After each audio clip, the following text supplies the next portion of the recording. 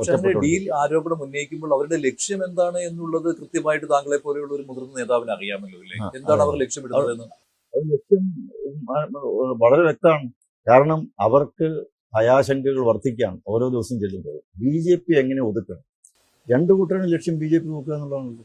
പറയുന്നുണ്ടല്ലോ, അവർ പറയുന്നുണ്ടല്ലോ, BJP തോക്കണം, BJP തോക്കണം. ഇതേ ഉള്ളല്ലോ അവരുടെ മുദ്രാവാക്യം. BJPക്കെതിരെയാണ് അവരുടെ പ്രചരണങ്ങൾ മുഴുവൻ. നോക്കിയോ, അവരുടെ ആരോപണങ്ങൾ ഓരോന്നെടുത്ത് നോക്കുമ്പോൾ ഉന്നം വെക്കുന്ന BJPക്കാണ്. എന്താണ് ഇതിന്റെ കാരണം? ശത്രുവിന്റെ ശത്രു മിത്രമാകും. ശത്രുവായി കാണുകയാണ്. ആ ശത്രു മിത്രമായി തീരുകയാണ് ഇവിടെ കേരളത്തിൽ. ഇനി നോക്കിയോ, പരസ്പരം പ്രചരണം അങ്ങോട്ട് പോകുമ്പോൾ തോളിൽ കൈയിട്ട് ഒരുമിച്ച് ഒരേ വേദിയിൽ വന്നു നിന്നുകൊണ്ട് പ്രസംഗിക്കേണ്ട സ്ഥിതിവിശേഷമായിരിക്കും ഉണ്ടാവുക. പക്ഷെ BJP NDAക്ക് വ്യക്തമായ ലക്ഷ്യമുണ്ട്, ദിശാബോധമുണ്ട്, പരിപാടിയുണ്ട്, ജനങ്ങളുടെ മുമ്പിൽ പറയാൻ കാര്യങ്ങളുണ്ട്, വാഗ്ദാനങ്ങളുണ്ട്, ഉറപ്പുണ്ട്.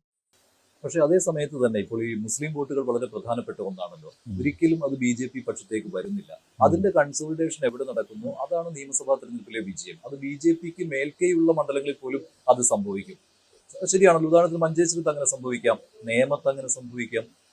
മുസ്ലിങ്ങളൊക്കെ ചിന്തിച്ചു തുടങ്ങി, എന്താണ് ഇവിടെ മുസ്ലിം വിരോധം ഉണ്ടാകത്തക്ക വിധത്തിൽ BJP എന്താ ചെയ്യും? മുസ്ലിങ്ങളുടെ ശത്രുത ഉണ്ടാകത്തക്ക വിധത്തിൽ NDA എന്താ ഇവിടെ ചെയ്യുന്നത്?